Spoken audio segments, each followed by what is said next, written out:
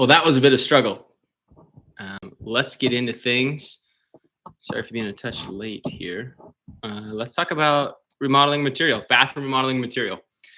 Let me share my screen with you guys. Let's do this one. Let's actually do entire screen. This one. Perfect. Okay.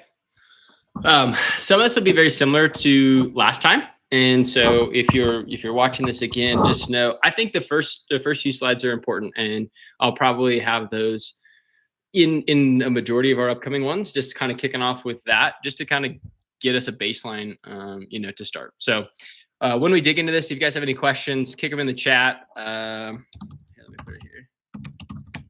Throw it in there, and I'll do my.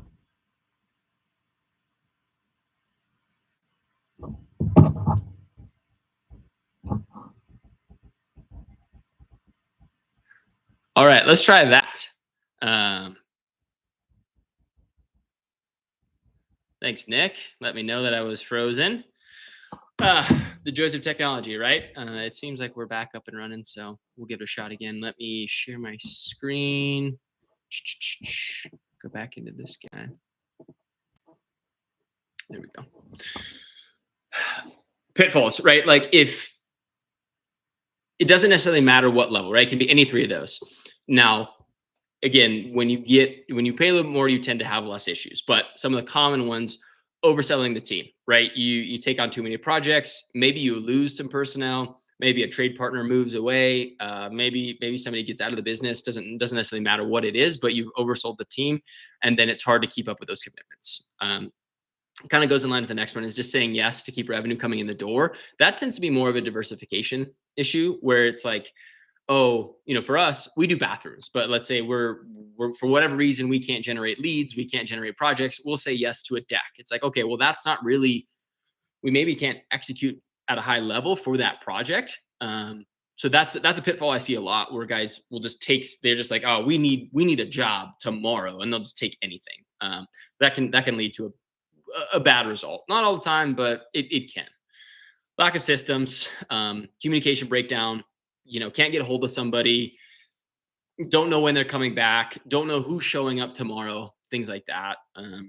Again, I think that all kind of sums it up with what those pitfalls are. Management of cash flow, that ties into, us as an industry, great craftsmen. We can do things with our hands, but maybe aren't super good from a financial standpoint, from, cash management standpoint, things like that. So they tend to then go back up to the top, say yes to something to get revenue in because they're short for something else. So again, I'm going kind of fast. If you want a deeper dive, that first live that should be on the channel, I think goes in a little bit deeper. Again, this typically happens hand in hand with pitfalls, but the scenarios are cut and run, right? If they get in over their head, they just take your money and leave. That happens so often. It just happens an incredible, the percentage of times that happens is insane. So I think that's where, when you look at your risk profile and understand, okay, what's it worth to you? It's really important to know that is just real in the industry. We've been a part of several projects on the back end where that has happened, and we have came in after the fact and had to pick up the pieces. I don't like doing that. It's not fun for anybody. The client ends up, they're usually happy that, at least the last few that we've done, they're grateful, but they pay twice. Nobody wants to do that. Like even if it's 10% more, like, you don't want to do that. Schedule volatility. This happens again when you get spread too thin. It's like, oh, I'm going to be here, but then I got to be here. And they get, especially smaller teams, they try to be in too many places at once, and it catches up with them. Lack of systems. He said, she said, no job logs, no documentation, no email threads. You don't start with a solid contract and a scope description of what's going to happen for what amount of cost, things like that.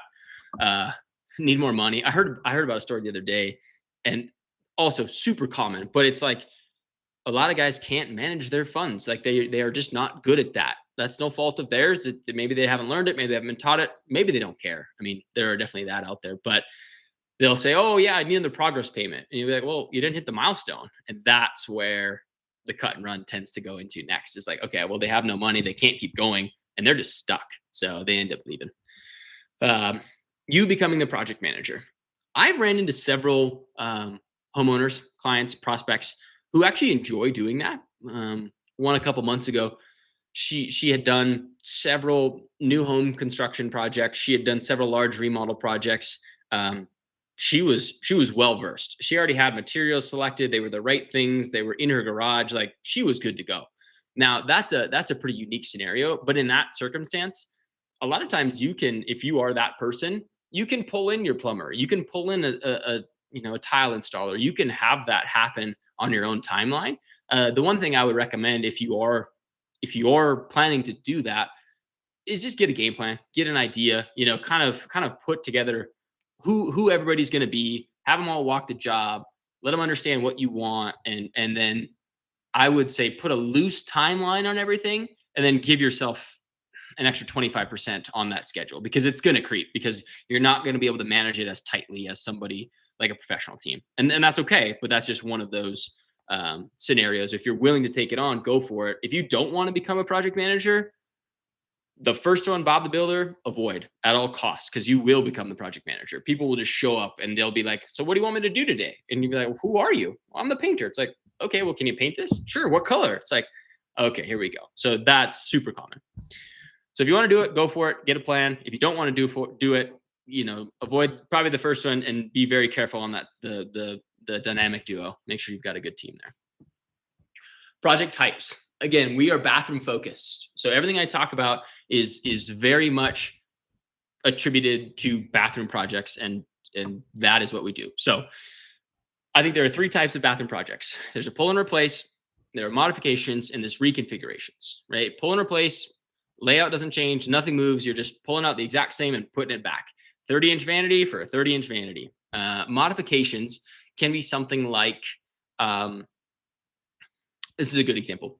Going from a drop-in, like deck-mounted tub to a freestanding tub, right? If it's in the same location, you're not necessarily like reconfiguring anything. Nothing's really moving. You're just going to change what it is. It's like, okay, we're still having a tub. It's still going to be there. We just want it to be a different style of tub.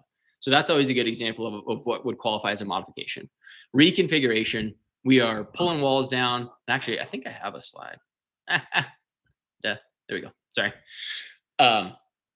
So there's the example of the tub, right? We went from a deck tub there into a freestanding tub here. It was nothing moved. We did swap the fixture from the front, kind of on that deck mount, to the back, but that was it. Slight modification. Reconfiguration, we're pulling out walls, we're adjusting layout, we're probably moving things around and really giving the space a completely new feel and a new style to it, or a new layout. Options. Again, this is from the last one, but I think it's important to understand these are some popular options. This is roughly what it'll do to your price point as a whole. So it's going to take, if you go to curbless entry plus 6%, if you do a backlit mirror, add 4%. Steam showers move the needle a lot. There you need a 220-volt power source. You're going to need additional plumbing lines. You're going to need additional supply and drain for the plumbing lines. And then you're going to have a place to put it, which that almost can be one of the bigger challenges in itself. It's like, okay, getting power there, sometimes tricky. Getting plumbing there, you're already in a bathroom, so that tends to be not as challenging. But then where do you put it, right? Do you hide it in a bench? Do you put it underneath the vanity cabinet? That can be a tough spot to figure out because you have to be able to access it. You got to be able to maintain it, all that stuff. Bidet, add 10%. Heated floor, roughly 7.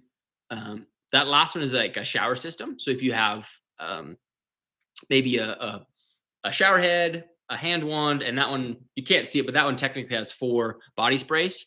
That's going to move your price up 5% to go to that type of a configuration, just from a product and a material standpoint and an installation perspective.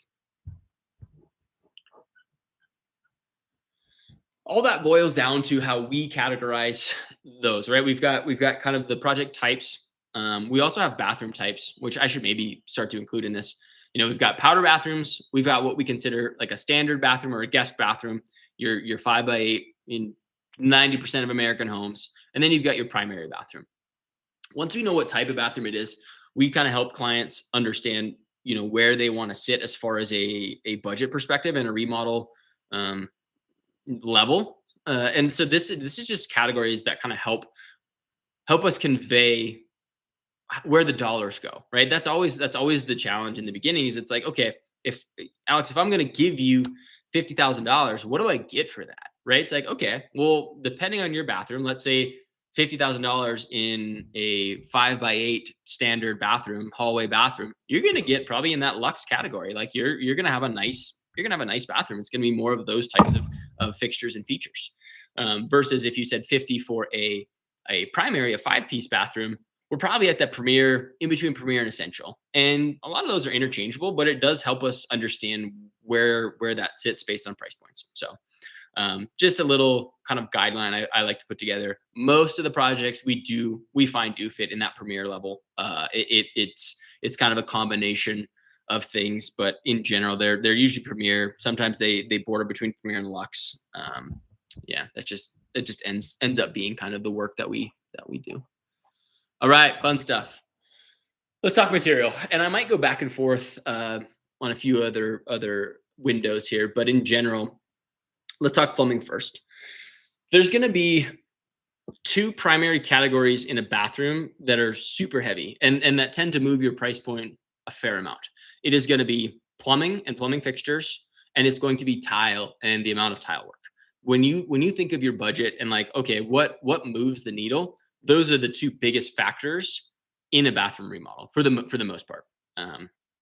Outliers to every scenario, but those are going to be the two primary levers that you can pull to, I would say, meet your budget, right? Because ultimately that's where all this is leading to, is like, how do we understand material? How do we understand layout and finish level and things like that to meet a budget and maximize a value so that we get an ROI that we want. I'm not really sure where to start here, I guess. The one thing I might say is the most popular finishes that we're seeing are black and gold. And gold is definitely the number. We're seeing lots of gold. And I like it. Gold's super fun. And if you can see in the middle there, they're actually coming out with mixed metals more and more and more. This is a Delta set. We haven't put one of these in yet, but we're seeing a lot of mixed metals between black and gold, and I think they look sharp. Some people think they're too trendy. Again, it's for you to decide. I'm just giving you what's out there, what options are available, where to find them, what to be aware of. This is going to be a single pole, like POLE vanity fixture, sink fixture. This is going to be a 4-inch. What do they call that? I think they just call it a 4-inch sink fixture. This is going to be an 8-inch widespread, and this is going to be a wall mount. So those are your four most common types, right? You're going to have a single pole, you're going to have a 4-inch spread, you have an 8-inch widespread, and then you're going to have a wall mounted. I actually prefer single pole. I think it's easier to clean. I'm very functional. I just really enjoy that aspect of it. I would say more and more designers tend to go on the widespread, and then on the elevated projects, they'll go wall mount. Wall mount can be a little tricky because it doesn't always allow for, I would say, the mirrors that people like, and you do end up kind of moving up the wall. Everything has to move up a little bit, so that's a drawback of those ones. I would say the ultimate benefit of a wall mounted fixture, sink fixture like that, that countertop is free and clear. It doesn't matter. You can wipe off the whole thing. There's nothing getting behind there. A lot of times, especially behind these ones on a tight vanity set, right? Like the amount of space between the backsplash or the back wall and that 4-inch fixture, it's like an inch. It's hard to clean back there. So you tend to get buildup and residue and things like that. So those are the least common. I would say this is probably number 2, and then these are the most popular fixtures that we're seeing people gravitate towards, and designers really move towards as of late, anyways. If we jump up into our shower fixtures, I've just got 3 examples, just to kind of show the levels, right? This would be like a tub shower combo. Our signature series bathrooms, I think this is the Delta Trinsic line. We use this a lot. This is a go-to. This is a staple fixture for us. It looks great in a lot of different applications. The brushed nickel one, I think, is the best of this one. I think it's the most simple, effective, easy to clean. Black sometimes shows water spots really easily, especially if you have hard water, if you've got minerals, if you're in a rural area, that can be something to pay attention to. that black fixtures, black finishes, dark material in general tend to show water spots. That's just the way it is. So it's something to be aware of. Um, this is pretty common. I don't. This is the Kohler Purist line. They still have a lot of their lines with a separate diverter. I really enjoy, and this I guess is the Delta line, but they have a separate diverter too. Um, we're going more and more towards the ones that have an integrated faceplate where it's just one plate and you have two levers on the same plate. I wish I would have pulled it up, but I think it makes for a cleaner look. So, anyways, just food for thought. Here we've got, again, this is the full shower system. You can buy these as kits. We get them from Ferguson, and this one comes with 3 body sprays. Depending on the layout, 3 either straight on, or 4 kind of positioned. If you think of like eliminate this one and put one over here and one over here, makes a really nice configuration on a wall assembly if you want your handles to be in the center. So layout can be a factor there depending on what you want to do. Shower pan. This is a basic shower pan. I've got a brand list at the bottom of this. So, once we get there, I'll kind of explain where certain things are and take a screenshot of that. That's going to be probably the most beneficial from this talk today is all the brand lists that we use. But this is the Dreamline shower pan. It, I think, has got like a 2.5 inch curb on it. Easy to get in and out. It's one of the lower profile curbs that I've installed and that we've found. I really enjoy these. They have a really nice ribbed, or not, it's not a ribbed, it's not a sandpaper bottom, because the sandpaper bottoms can be tough to clean. They get a little dirtier, they're grittier. They're fine for a slip, but they're harder to clean. These have more of like a washed pebble type of a feel built into the pan. It's formed into the pan, and I like that. I guess that's just a personal preference. So we haven't had any feedback that people don't like it. It seems very safe. It's easy to get in and out. Like I said, that's our go-to shower pan if we're going to do one as a vinyl or an acrylic. Actually, I think this one's acrylic, is the Dreamline Slimline, I think is the actual name of it. So Dreamline Slimline. When we talk about tubs, we're seeing some deck tubs come back. Some people are liking that look. And then we've got 3. So this would be a freestanding one. This would be a deck mount. Both are fine. Again, I think it's very much personal preference. Some like freestanding, some don't. I think it depends on if you use it a lot and what you use it for, all of that stuff. Floor mounted tub fillers. I like them because you can kind of play with the positioning, right? We can put it, I would say, in 6 different locations. You can, front left, front right, back left, back right, or back center, front center, basically. So I think that's kind of fun. If you do a wall mount, I don't know. I find that they can be tough. Well, 2 things. It can be tough to find a wall to put it on unless you make one, like a pony wall or something, and then it's okay, I guess. They tend to be really big. Like, they have to come out a fair amount, so they tend to be long. So I think they can be a little bit eye-catching and not in a great way. And then you've got the traditional deck mount. I think these are awesome. I like how clean they are, especially if you have a deck mount. Like if there's a deck mount, I don't love these. My 2 favorite is freestanding with a floor mount, and then deck mount with a deck mount. I think I just like those combos. So anyways, pros and cons to everything. Lastly, let's talk a little bit about toilets. These are both 2 pieces, but one thing I want to point out is this is a non-skirted version, so you can kind of see, you can see the profile of the toilet, I guess you could say. And this is what's called a skirt. So it just comes straight down the bowl, creates a nice sort of linear side, and they call that a skirt. They can look a little cleaner. I think these look a little bit boxy in certain applications. And if you're looking for that type of like a minimalistic, tucked away, sleek, I vote going to something more like this, where you have the tank in the back, below. This is Kohler Leap, which is a bidet. It's one of their more affordable bidets. They have 3 or 5 super common and popular options that look similar to that. Toto has a couple other variations too. Some of the Toto toilets, super popular, very effective. A lot of people love them. I think they're a little bulky, honestly. So that's why I didn't show those. These are we really gravitate towards the Kohler toilets, American Standard or Kohler. Those are the two toilet lines I would recommend. These are all Kohler that I've got shown here. This is the Cimarron. I forget the name of this one, and then this is the Leap, like Leapfrog. So Kohler toilets. That's where it's at. The last thing I'll leave on plumbing material. You see a lot of golds here. Even from, yeah, here's a good example. So this is a Kohler Purist line, and this I think is the Delta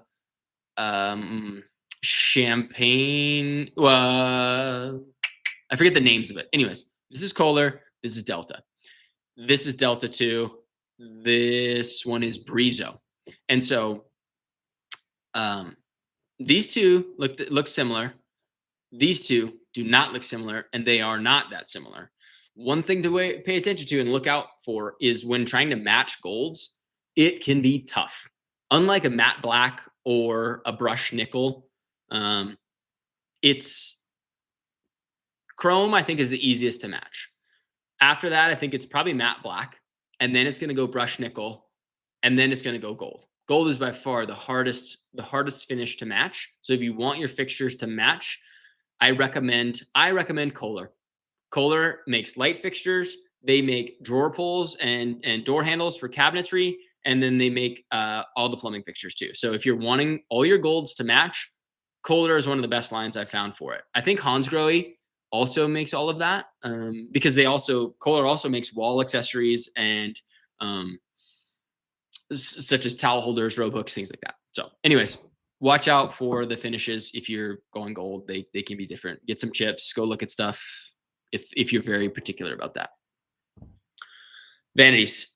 I would say we tend to operate in two categories, which is going to be a prefabricated vanity like this you see down here. This is a James Martin vanity, and this is an Altair, I think. Both of these come from Ferguson. We get a lot of stuff from Ferguson. Let me scroll up a little bit. There we go. So both those are going to come from Ferguson. The one thing to pay attention to is typically if it shows you a backsplash, and this one has a side splash, maybe a little challenging to see there, but a backsplash and a side splash, usually the picture reflects what's actually going to show up. If you look at this one, it doesn't have a backsplash, which is accurate. This one does not come with a backsplash. However, 90% of freestanding vanities will not come with a fixture. They just show it so that it's easy to tell how many holes they have. So this is a 8-inch widespread. So you're going to then, okay, if you know that, and we're like, okay, we got to get this particular unit so that it'll fit on the vanity. So that's just something to be aware of. And then on the flip side, if it's not a prefab vanity, which is off the shelf, comes with a countertop, comes with a backsplash, ready to roll, we just set it in place. If it's not a prefab vanity, we call it a custom vanity, where what we like is, I didn't put it on here, I guess, but it's Showplace. Showplace is one of our more regular cabinet vendors we use a lot. They are fully customizable. This is a color select option. You can pick any Sherwin-Williams color and literally any one out of the fan deck, and they will paint it that color for you. Obviously, there's a little bit of a charge for that, but it's a pretty neat program. We've done a couple unique teal type blue scenarios, and they've came out great. Like they're fun, and they're one of a kind for the most part. Along with that, they've got, I want to say, like 10 different wood species, white oak, red oak, cherry, alder, maple. They've got a handful more. And then they've also got all the stains. This isn't a great example, but you can see these would be autumn rift white oak stained in the autumn stain from them. So you can start to kind of plug and play insane amounts of options. And they go on for days. This is a photo of their different door styles. I think they have 40 different door styles. What do I have there? 1, 2, 3. I have 6. I have 12. So, I mean, a fraction of the list. When we do custom vanities, we can then select the countertop that it's going to be. And what we like about the custom options is then we can match the vanity top to the surfaces in the shower, like the shower curb, the shower shelves. There's a few other spots I'm thinking. I'm drawing a blank now.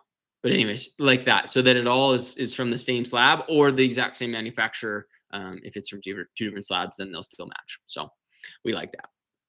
Something that's really fun, we're starting to do more and more of these Rev-A-Shelf pullouts. This is a drawer modification where it's got a receptacle and it has hot tools. So if you can see, this is lined with like an aluminum cup, I guess you could say. You can pull it out and clean it and put it back in there. But the theory, right, is that you could put a hot tool in there, maybe if it's not all the way cooled down. I don't recommend putting it in there right off the hot, but just more of like a safety feature. So we've seen more and more of that. Tile. I included floor in here too because that does kind of go together. But these are what I would say representative of some of the very popular and common tile colors and styles that we're installing today. So we're getting a lot of blues, a lot of greens, a lot of whites. They tend to go really well with some of the warmer tones. Again, if we go back up, this is a very common vanity option, right? With maybe a white top or a subtle top.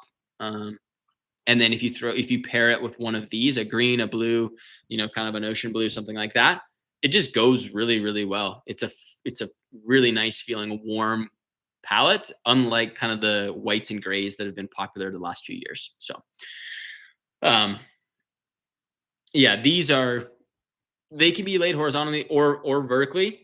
They can be laid in all sorts of different styles. Don't get me wrong. This is just an easy example, but these are 2 inches by 18 inches, commonly referred to as Kit Kat, right? The candy bar. So that is called a Kit Kat style tile, and just the shape and format of it represents that. Penny rounds or penny tile. They're about the size of a penny. Bunch of small little ones there. And then these are 5x5.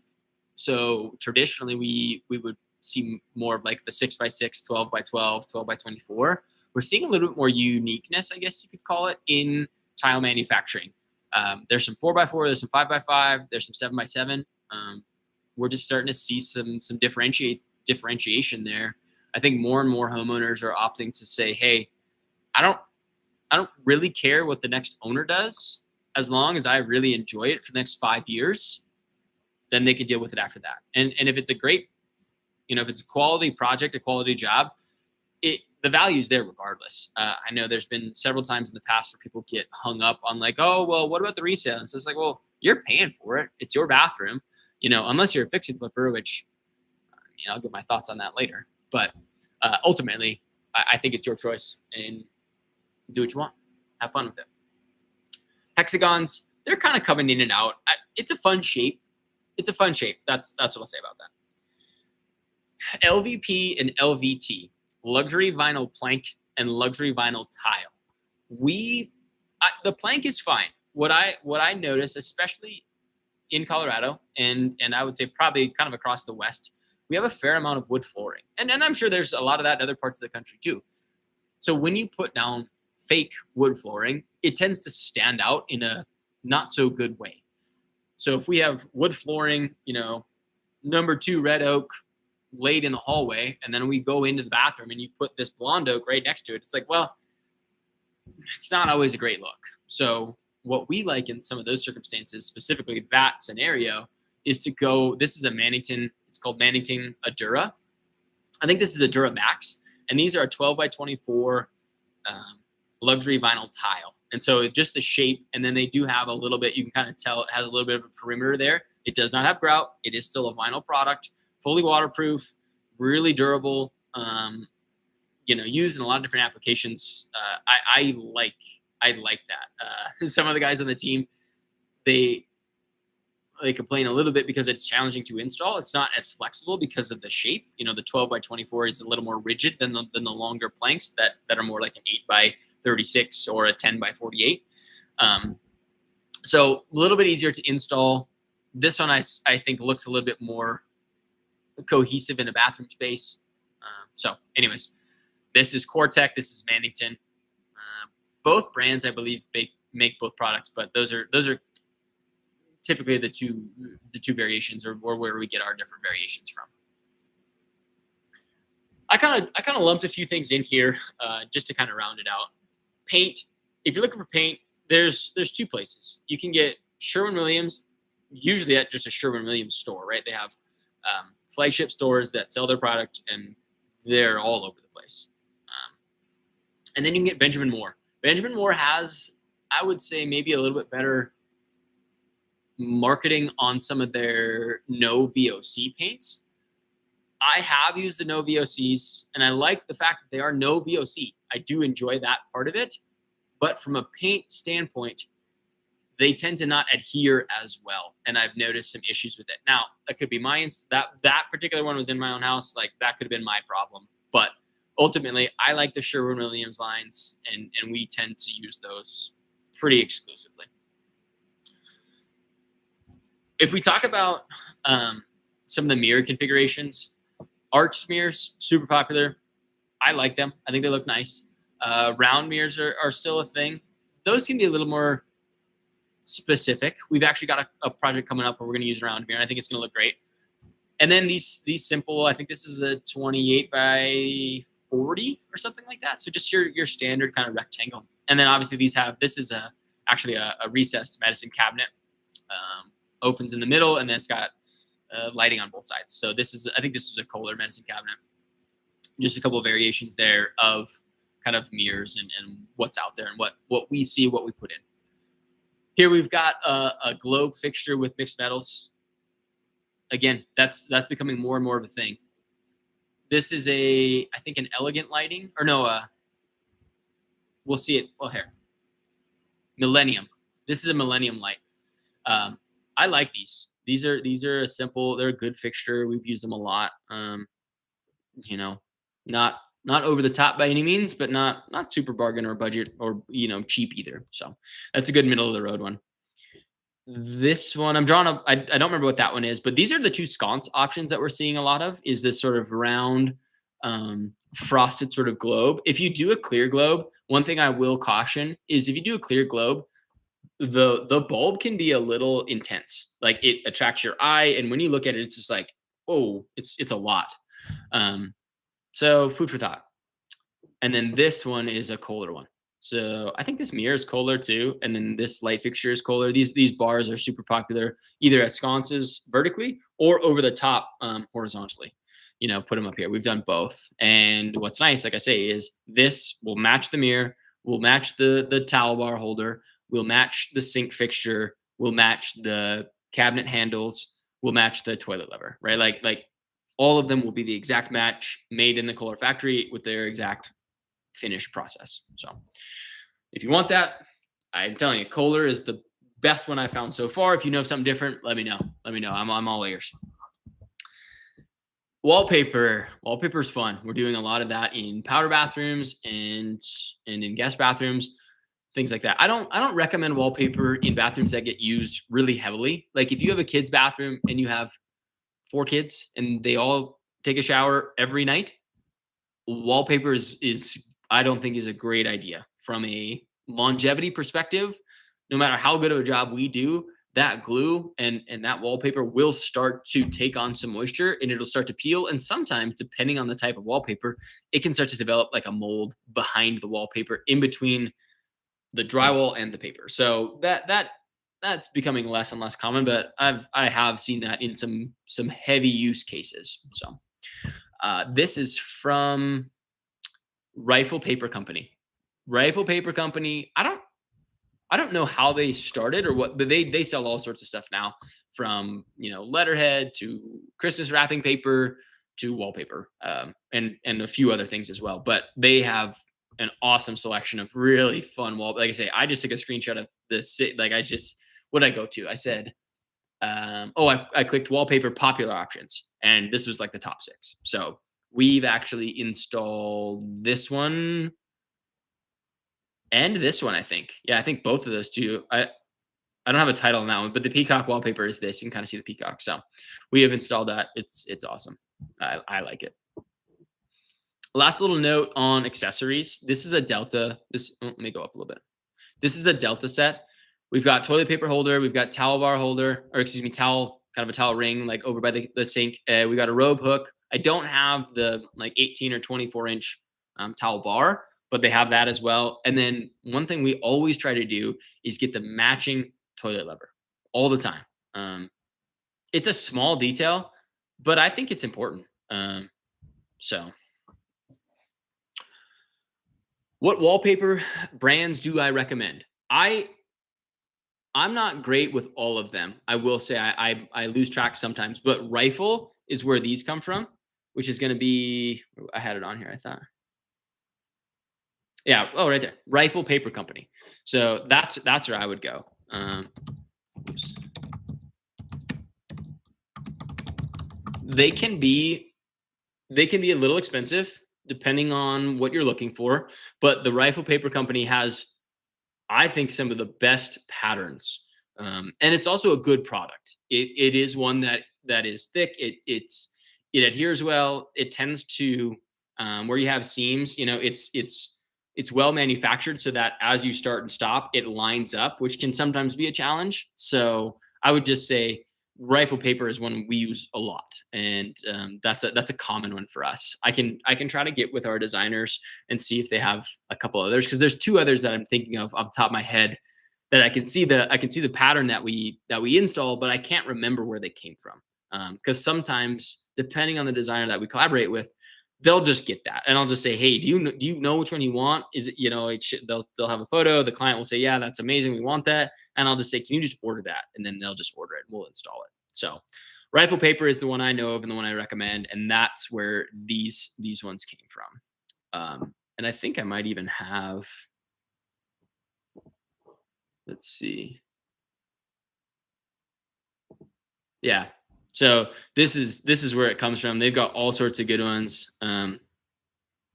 Yeah. Again, depends on what you're looking for, but that's a fun place to start.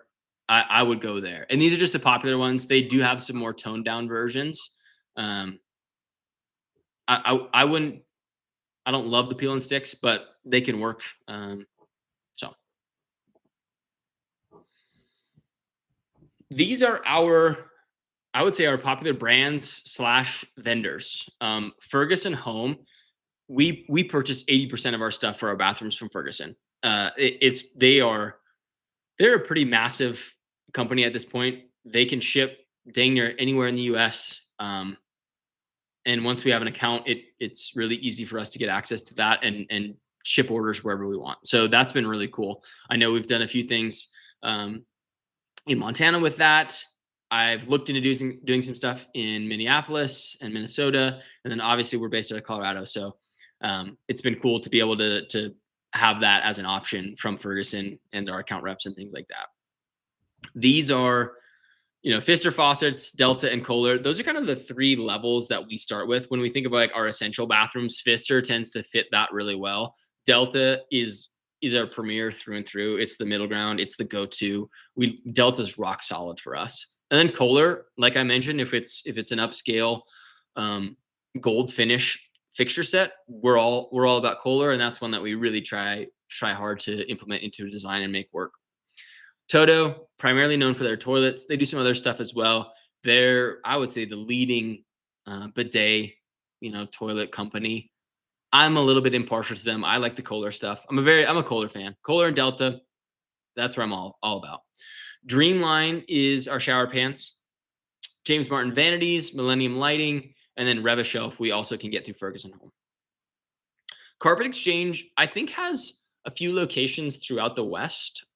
I'm not totally sure where they're all at, but so that's our vendor. That's where we go. We have a rep there, and then the two primary flooring, the two primary floors that we select and provide to clients are going to be Mannington brand or Cortec. They're going to be the LVP and LVT products, and we just tend to like them and get them from Carpet Exchange. So the Brittany, she is our cabinet gal. She takes care of us, through and through. I think she has one other one on here that I'm missing, but Showplace is where we get it. She gets the cabinets and she helps us line all that out. Legend Cabinetry is a great middle of the road. They have a little bit of a limited selection, but I like their options better than KCD. But KCD also is coming up with some good ones as well. Cabinets are tough in the sense that there are a lot of manufacturers that make very, very similar stuff. And I think just understanding, like, what I love about Brittany is she always takes care of us. Like, she knows, like, oh, we need a filler here. So I don't have to like scrutinize the order. I don't have to be perfect, and she's gonna take care of us. So that's one thing I really like about going through her. She is a cabinet designer. She does some other stuff as well, but that's what she helps us with, and it's been a great partnership. So Showplace, Legend, and KCD are the three, I would say, lines of cabinetry that she provides for us that we really source from and use in our projects. Um, KCD, it says kitchen cabinet distributors, but they do have some stuff that work in bathroom vanities if you want.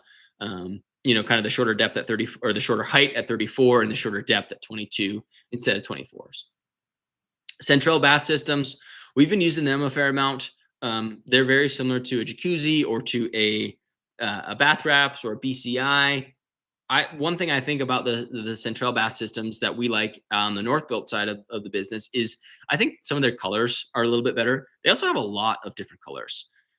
The last 3 or 4 that we've put together for Central have been Taj Mahal, and it's a manufactured shower system or shower panel system, but it looks pretty close. Like, it looks pretty good. The hue, the color, the veining, all of that reflects the true Taj Mahal stone pretty well. So I've been impressed with them um, for the most part for some of the stuff that we do. Let me scroll down a little bit just to take those. There we go. Our main, so we're kind of getting into the solid surface there in the bottom right, and our main tile vendors and manufacturers. I don't know how that works on the back end, but regardless, Bedrosians and Doll Tile. Those are the two we use a lot. Like, we're trying to source 95% of our tile from one of those two places. Again, we've got local reps here that we coordinate with. We know where to pick up, we know where to drop off, we know how to exchange, we know what to do if we find some broken tile. Like, just having those vendor relationships is really important from our perspective. Floor and Decor and Tile Shop. The Tile Shop is actually a great one as well. I would say our top three are going to be Bedrosian, Doll Tile, and then Tile Shop. After that, Tile Bar is fun. They have some unique stuff, but they're an order only. So you can order samples, and then but it can be, I don't know, like anything online, especially since tile's so heavy. Like, you really got to make sure you get the right samples. You really got to like the samples, and it just becomes a little bit more challenging to, like, return things, to send it back, to file claims. Like, you're dealing with usually somebody that's not local.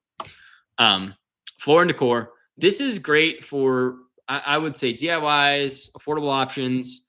If we need to turn something really quickly, but even then, Doll Tile and Bedrosians a lot of times will have some of that basic stuff. They can get us in like a day or two. So, Floor and Decor is a what am I trying to call that? They get a lot of, like, defective stuff, and not defective in the sense that it's like that it's bad, but it may be a lot that is discontinued. So maybe the coloring is actually a little bit unique. So one thing you have to pay attention to is Floor and Decor tends to stock a similar tile over and over and over, but a lot of times the coloring or the coloration can be different. So if you don't have enough to do your project that on the rack right there, you don't buy half now and half when the next shipment comes in, because a lot of times what Floor and Decor gets is the stuff off the line that isn't meeting quality standards that would then go to an Arizona Tile, a Doll Tile, or Bedrosians, a Tile Shop, etc. So they're going to get sort of the leftovers, and that's okay. Again, just make sure that what you see is what you take and is what you need. And I would recommend, because Floor and Decor has a pretty good return policy. I would recommend getting more than you think, right? If you're like, oh, I only need 10%, it's like, get 15, right? Get 20, and then take back a box. Like, that's what I would recommend if you're going to go Floor and Decor. MSI, architectural surfaces, which is Pentel, Caesar Stone, Cambria. Some of those are going to be our solid surface countertops. There's a handful of other ones that I'm drawing a blank on, but yeah, those are going to be more of our custom countertops that we see a lot of and that we use a lot of. So, all right, I'll hang out there for just one more second, and if you wanted to screenshot that, go ahead and grab it. And yeah, those are some of our recommended kind of brands and lines and manufacturers and vendors that we tend to collaborate with and use a lot on our bathroom projects. So why is it important? What does it matter? I think materials tend to drive budget. And if you're trying to keep it affordable and you're just turning something around, if it's a fix it flip, like whatever that is, if you're just trying to really manage budget, you're gonna want to make sure you use stuff that is relative to that budget. So I think it's super important to understand what is the investment you're wanting to make. What are you actually wanting to spend? What are you available and capable of spending, and where is your risk profile, right? Um, and then you create your project from that, and you're gonna have to give and take depending on what that is. And that's at every level we have that, right? At some of the nicest bathrooms that we do, there's still like, okay, are we going to use Watermark? Are we going to use Hansgrohe? Are we going to use Kohler?